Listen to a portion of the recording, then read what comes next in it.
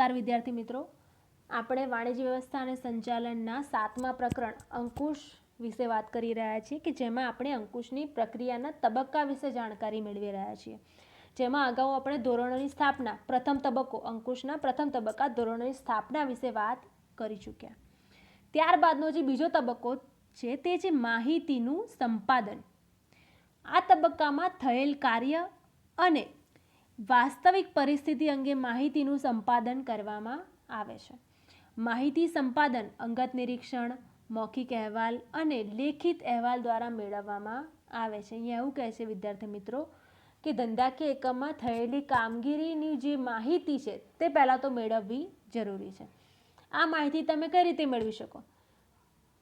એવું કહે છે કે તમે જાતે જઈને એટલે કે અંગત નિરીક્ષણ કરીને પણ મેળવી શકો છો, મૌખિક અહેવાલ દ્વારા પણ મેળવી શકો છો, અથવા તો લેખિતમાં અહેવાલ મેળવીને પણ આ માહિતી તમે મેળવી શકો છો. ત્યારબાદનો જે બીજો તબક્કો છે એટલે કે ત્રીજો તબક્કો કામગીરીનું માપન. અહીંયા એવું કહે છે વિદ્યાર્થી મિત્રો કે પૂર્વ નિર્ધારિત ધોરણો પ્રમાણે જ કામ થાય છે કે નહીં તે જાણવા માટે થયેલા કાર્યોનું માપન જરૂરી છે.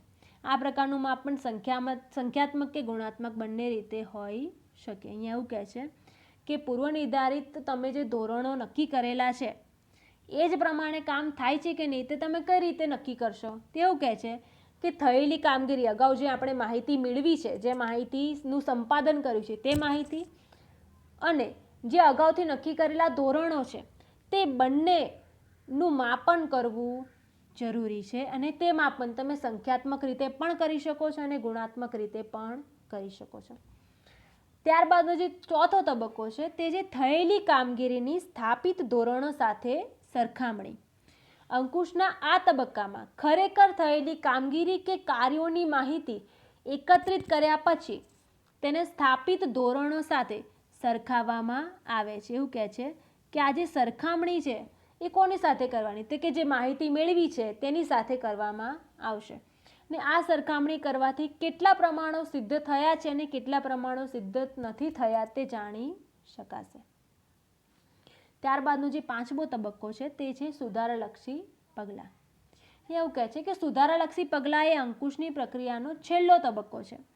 કાર્યનું મૂલ્યાંકન કરીને સ્થાપિત ધોરણો સાથે સરખામણી કરવામાં આવે છે અને વિચલનો જણાય તો તે દૂર કરવા સુધારાલક્ષી પગલાં લેવાય છે.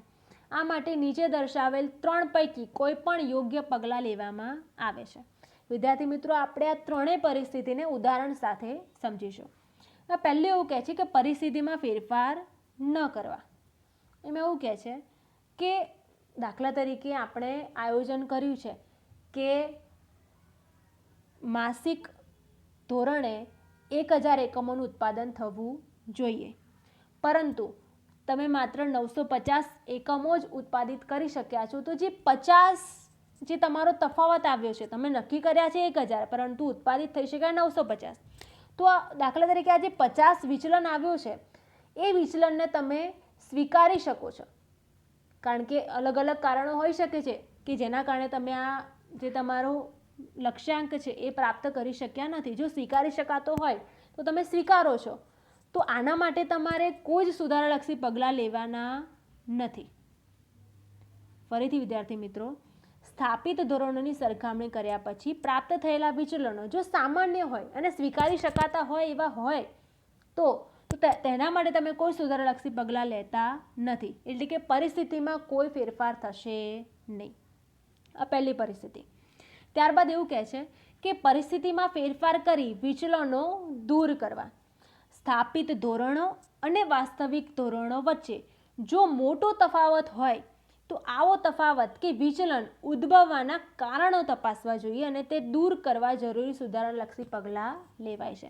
અગાઉ આપણે જે ઉદાહરણ લીધું તે આપણે ફરીથી જોઈએ. દાખલા તરીકે 1000 એકમોનું ઉત્પાદન કરવાનું લક્ષ્યાંક નક્કી કર્યો છે, પરંતુ માત્ર 700 જ એકમો તમે બનાવી શક્યા. 1000 નક્કી કર્યું હતું પરંતુ બનાવી કેટલા શક્યા? 700. તો વિચલન આવ્યો 300. તો આ જે તફાવત છે તે ખૂબ મોટો છે, તેને તમે સ્વીકારી શકશો નહીં. તો તેના માટે તમે શું કરશો? આ 300 જે વિચલન આવ્યો છે તે કેમ આવ્યો છે, તેના કારણો શું છે તે તપાસશો, તે નક્કી કરશો અને તેને દૂર કરવા માટેના જરૂરી પગલાં લેશો. આ થઈ બીજી પરિસ્થિતિ. ત્યારબાદ ત્રીજું, ધોરણોમાં ફેરફાર કરી નવા ધોરણો સ્થાપવા. અહીંયા એવું કહે છે કે સ્થાપિત ધોરણો સતતપણે સિદ્ધ થઈ શકતા ન હોય તો એનો અર્થ એ થાય કે સ્થાપિત ધોરણો ઊંચા છે અને તેમાં ફેરફાર કરવો જરૂરી છે. આવા સંજોગોમાં સ્થાપિત ધોરણોમાં જરૂરી ફેરફાર કરી નવા ધોરણો સ્થાપવામાં આવે છે. કેટલીકવાર સ્થાપિત ધોરણો કરતાં વધુ સારા પરિણામો હોય તો ધોરણો સુધારીને ઊંચા ધોરણોની સ્થાપના કરવામાં આવે છે. અહીંયા એવું કહે છે વિદ્યાર્થી મિત્રો કે સતતપણે તમે તમારા ધોરણો સિદ્ધ ન કરી શકતા હોય તો એનો એક અર્થ એવો થાય કે તમે જે ધોરણ સ્થાપિત કર્યું છે, જે લક્ષ્યાંક સ્થાપિત કર્યું છે તે ખૂબ ઊંચું છે અને તેના ફેરફાર કરવો જરૂરી છે, તેને નીચું લાવવું જરૂરી છે. સાથે સાથે એવું પણ બને કે તમે જે લક્ષ્યાંક નક્કી કર્યું છે તેના કરતાં વધારે સારા પરિણામો તમે મેળવતા હો. તમે નક્કી કર્યું હોય 1000 એકમો જ, પણ તમે 1200-1300 એકમો બનાવી શકતા હોય તો જરૂર એ છે કે તમે તમારા લક્ષ્યાંકમાં ફેરફાર કરો. એ તો નક્કી છે વિદ્યાર્થી મિત્રો કે તમારું જે લક્ષ્યાંક છે એ ઊંચું હોવું જોઈએ, પણ એટલું બધું પણ ઊંચું નહીં કે તમે એને સિદ્ધ જ ન કરી શકો. સાથે સાથે એટલું બધું નીચું પણ ન હોવું જોઈએ કે એના કરતાં વધારે સારા પરિણામો તમે મેળવી શકતા હો. તો અહીંયા સુધારાલક્ષી પગલાં લેવામાં આવશે, પણ ક્યાં? ધોરણોમાં. વિચલનો અંગેની કોઈ બાબત અહીંયા આવશે નહીં. આમ અંકુશનું કાર્ય એ માત્ર વિચલનોને શોધવાનું નથી પરંતુ એકમના કાર્યોને સિદ્ધિ તરફ દોરવાનું પણ છે. આથી અંકુશ એ વિધાયક પ્રક્રિયા છે, હકારાત્મક પ્રક્રિયા છે, નકારાત્મક પ્રક્રિયા નથી.